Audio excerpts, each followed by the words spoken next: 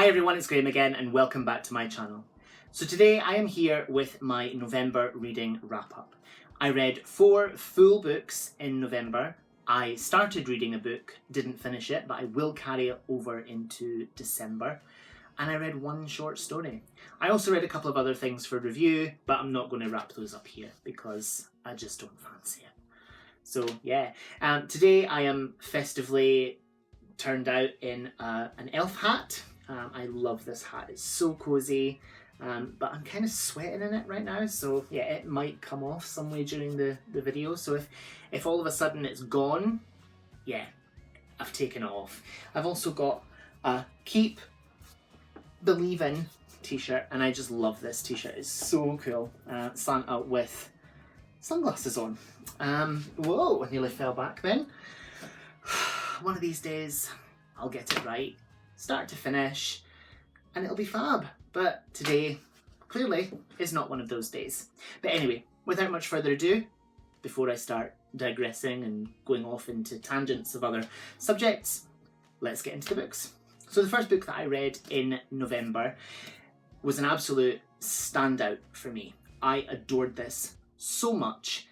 This is a very probable contender for my favourite book of 2020. It's amazing how so late in the year, something that you thought wouldn't happen kind of almost does. Like, I had decided like a few months ago what my favourite book was going to be of the year, and that may have just changed with this book, which is The Windsor Knot by S.J. Bennett. This, I've done a whole video review on it, I will link it down below. This is incredible, I adored this so much. The writing is hilariously funny, it's witty, it's the Queen as Miss Marple. A Russian man comes to stay at Windsor Castle during a party that is thrown by the Queen and Prince Charles. He ends up dead, and the Queen steps in and secretly investigates, because she's been doing that ever since she was a teenager. She's been solving crimes. She literally is Miss Marple as the Queen, or the Queen as Miss Marple. It's astonishingly good, and I adore it, and I cannot wait for the sequel to come out next year. It is a year away, November 2021. It's going to be called A 3-Dog Problem, and I can't wait for it. I'm so excited. But it will give me a chance to reread this next year when it's not so fresh in my mind, to prepare myself for the next book. I can't wait. Love this. If you get an opportunity, please do read this, because it is brilliant. It's just outstanding. So the second book that I read took me ages because it's really heavy going.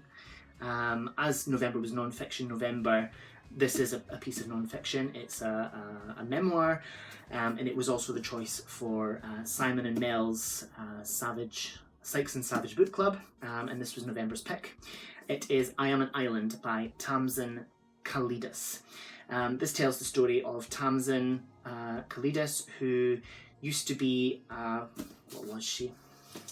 So before she gave it all up to go to the Hebridean Islands in Scotland, she was in advertising, publishing, and she worked at the BBC.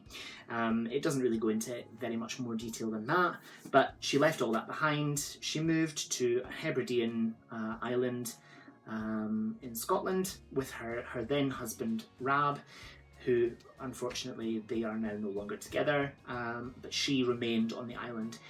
This was so heavy going. The descriptions of the island and nature and how she farmed the land are outstanding. It was beautiful, so beautifully written, and I loved it. But at times as well, it detailed her struggle living on the island and making friends with her neighbours, and the fact that they saw her as an outsider, and still do pretty much to an extent see her as an outsider. But yeah, it took me ages to read because there's a lot. It's got the feels, and it gave me the feels very, very deeply. But I did enjoy it. I thoroughly enjoyed this, and I can't wait for Simon and Mel's video where they chat about it and announce the next Sykes and Savage book for the book club. But yeah, if you get an opportunity to read this, I would suggest that you do. I would recommend it, but just be aware that you are going into a heavy going situation. But yeah, it's glorious. These books are in no particular order from now. Just dropping that in there. It's just how I picked them up from my bookshelves when I put them back. So it just happened that the first two that I read were the first two that I showed you. But going forward now, they're out of order. So yes, I'm out of order for having them out of order, and I do apologise. So the next one that I read was another memoir as part of Non-Fiction November, and it is No Shame by Tom Allan. I have no bad words to say about either the writer of this book or the book itself.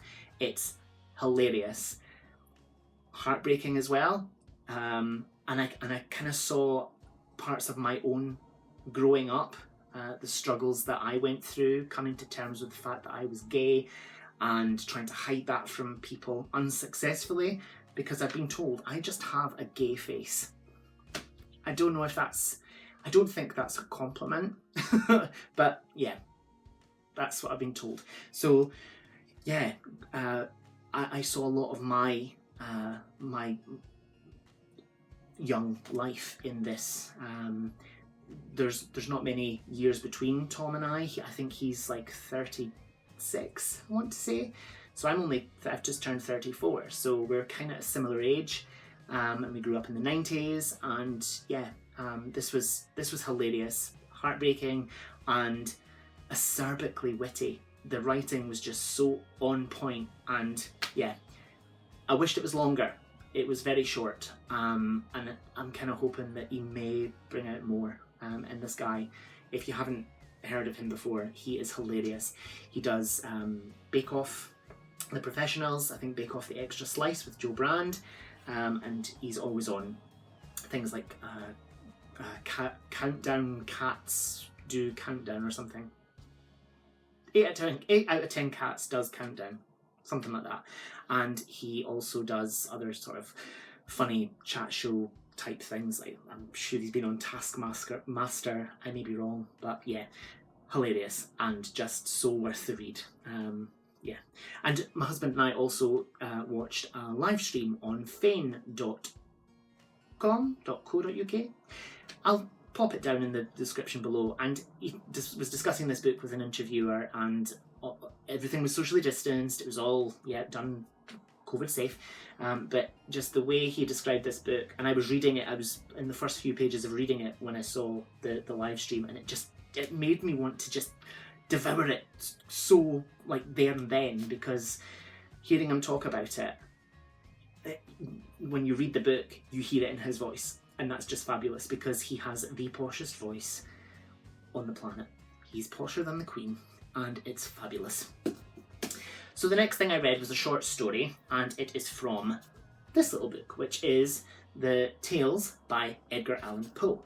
I need to find the one I've read. So it was The Oval Portrait, and that's that one there. It's about 4 pages long, and I really enjoyed it. It was really good. I'd never read it before, and that's the end papers of that, or the title page rather, because the end papers are just like bare. So The Oval Portrait by Edgar Allan Poe, it talks of a gentleman and his manservant. It reads like they break into a house. They probably don't, but it's just the way it's described. It sounds like they commandeer this house and some apartments in this big house, and the man finds a book on his pillow, well, the pillow of the bed that he's commandeered, and it describes all the artwork around the room, the pictures on the walls. And there's a picture of a beautiful young woman in a shadowy corner, and when he gets to the description of that, it says that she was a vibrant, young, beautiful woman, and as the artist was painting her, the painting was stunning, and she just got older and older and sicker and sicker. And it gave me Dorian Gray vibes. The portrait of Dorian Gray, or the picture of Dorian Gray, by Oscar Wilde. It gave me those kind of vibes, and I thought maybe that you know, Oscar Wilde had read this and thought, I can expand on that. That's just the feeling I got, because it just gave me those vibes, and I adored it. It was brilliant. It took me all of like 25 minutes, half an hour to read, and I really liked it. I did plan to read more of the short stories by Edgar Allan Poe in this collection in November, but I just didn't get around to it, and yeah, that's sad, because I haven't read enough by Edgar Allan Poe, and I intend to remedy that. So the next thing was a book that I started to read and haven't yet finished, but I am dipping in and out of, because it's the kind of collection that you can do that with. I hauled this a few hauls ago. There's lots of those on my channel. I do apologise. If you like them, that's great. Please do tell me. But it's Murder in the Dark by Margaret Atwood. This is little tiny stories, like flash fiction, and they're gloriously strange, really weird. There's one where I'm sure she's describing her and her brother when they were younger, and they made poison and they put dead things in it and they peed in it, and yeah, she doesn't remember what they did with the poison. She doesn't think that they poisoned anyone with it, but that's just one of the stories from this. I'm just under halfway through, and this, like, along with the next book I'm about to show you, is my first experience of Margaret Atwood's writing, and it won't by any means be my last, and I'm so glad, because I really want to read The Testaments and The Handmaid's Tale. They are so on my radar. I made a video earlier in the year saying that I would read them before the end of 2020, and then 2020 happened and I didn't. So yeah, but I really enjoyed this. So the last thing you'll probably guess from what I've just said is another Margaret Atwood, and it is a collection of poetry. It is Dearly by Margaret Atwood. This was beautiful. I absolutely adored this. Poetry, like I've said before, I don't always get, and I don't always have a good relationship with. There was a few in here that it didn't really gel with me. They were gorgeous, they were beautiful, but I just didn't get them, if that makes sense. There were a few in here that I absolutely adored. One in particular, which is like, it's on page number 18. Let me just find it. It's called A Genre Painting. So it's basically a painting hanging on a wall in a gallery, I would imagine, and an art critic, it reads like an art critic is critiquing this painting, and just the words and the imagery used in that poem, that was my favourite. That was my favourite from the collection, followed by Dearly, the poem of the title. Again, one of my first experiences of Margaret Atwood, and it will not be my last. I absolutely adored it. So that is my November reading wrap up. I had a decent reading November. I'm happy with what I read. I'm not going to beat myself up that I started a book and didn't finish it, because usually I like to read an amount of books in a certain month, and I'm quite sort of like, I'm anal about it, and it gets to me when I don't manage. But you know what? 2020, there's so much more to worry about. Let's face it. But I will finish The Murder in the Dark by Margaret Atwood in December, so it will again be in my December wrap up sometime in early January next year. Roll on, 2021. Anyway, I'm starting to go off on one again, so before I do, I will say goodbye. I will thank you so very much for watching and for your continued support. It means so much to me. I am probably now going to take this hat off because my head feels really hot. It's very, very warm. But yeah, thank you so much for watching. Whatever you're doing, I hope you have so much fun doing it. Whatever you're reading, I hope you love it. Stay fabulous and be amazing. Be yourself. Stay safe. and I'll see you again soon for another video. Bye bye.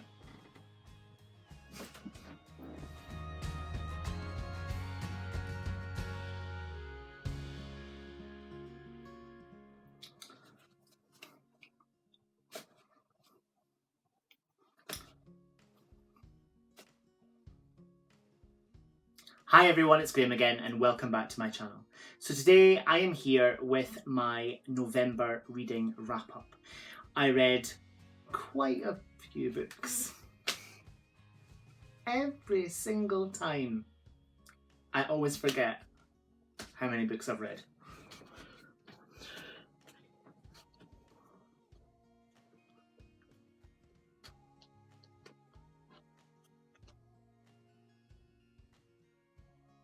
Is that all I read? Is that really all I read?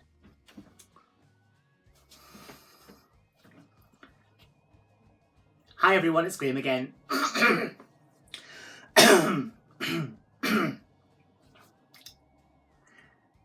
Hi everyone, it's Graham again and welcome back to my channel. So today I am here with my November reading wrap up.